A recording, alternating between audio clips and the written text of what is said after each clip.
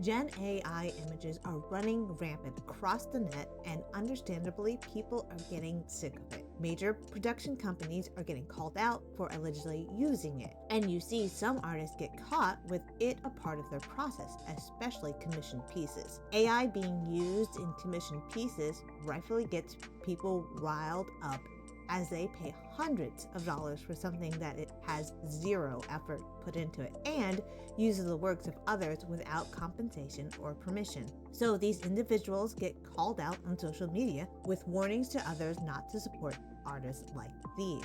There's a good chance that you've seen these call out posts, as they have some AI image with a bunch of red circles pointing out the irregularities. They point out the jacked up hands, nonsensical hair, extra limbs, wonky eyes, and things that most artists just would not draw. In some cases, AI image prompt writers would try to clear their names by providing fake proof, like AI time-lapse or odd progression images, which prompts some people to create how to identify AI content to help others make informed decisions on whether or not they wanted to support an artist. However, as well-meaning these were, inevitably all the call-outs and how-tos led to some unwarranted AI claims against real artists, where some people made call-out posts with the red circles pointing out very real artist mistakes or stylistic choices, like elongated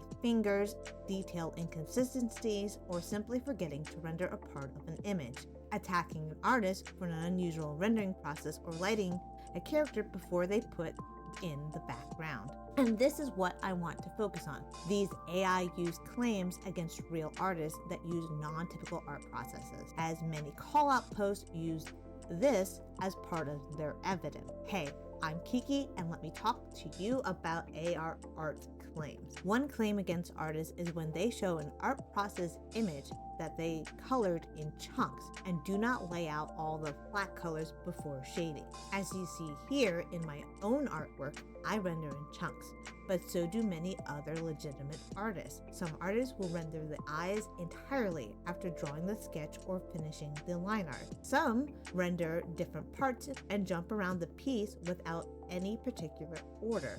And because it's not the typical way according to these call-out posts or how-tos, this type of rendering gets labeled as fake. Personally, I've seen call-out posts that make the claim that this way of rendering is something that no artist does, and these types of absolutes can be quite harmful and ultimately result in false allegations. Then there's the harsh lighting argument. Many call-out posts and how-tos make a point to state the ability to render harsh lighting, like rim lighting or reflective lighting, without a background is just not simply done, or that the artist must be extremely skilled. However, once again, many artists render this way regardless of skill.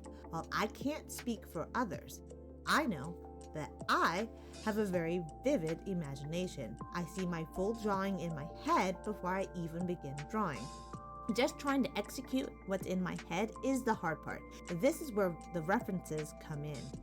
If I know a piece will have harsh lighting, I will grab references with similar lighting to what's in my head, then render based on the references and the image in my head, which includes the harsh lighting. If you combine this with rendering in chunks, then I and other artists like me start to look like AI artists. There are a lot of weak arguments that are used to prove an artist is using AI, and these are just some of them that get around a lot. But why does it matter? Who cares if an artist gets wrongfully accused of using AI? They should easily be able to debunk these claims. The problem is that it is getting much harder to debunk these claims. It used to be easy to debunk AI claims with a simple time-lapse, but now AI can do that too. And a time-lapse can be easily dismissed.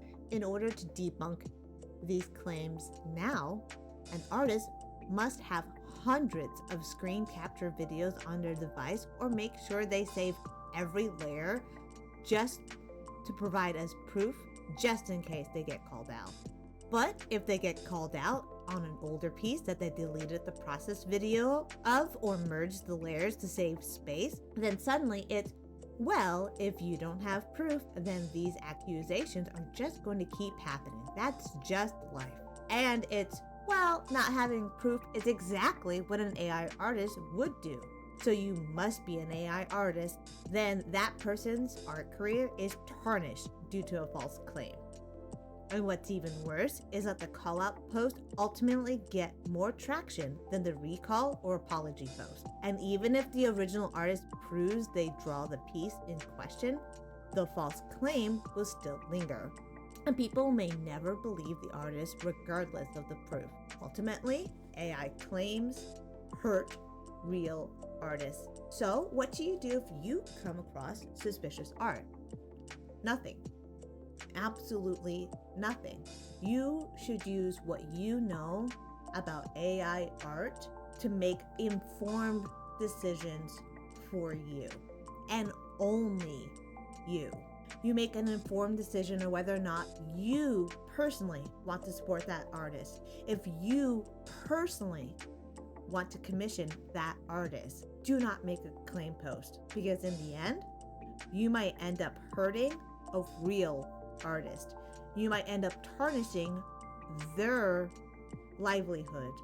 It's better to not make the claim and be wrong than to make a claim and then be wrong about them, because that is what hurts them more.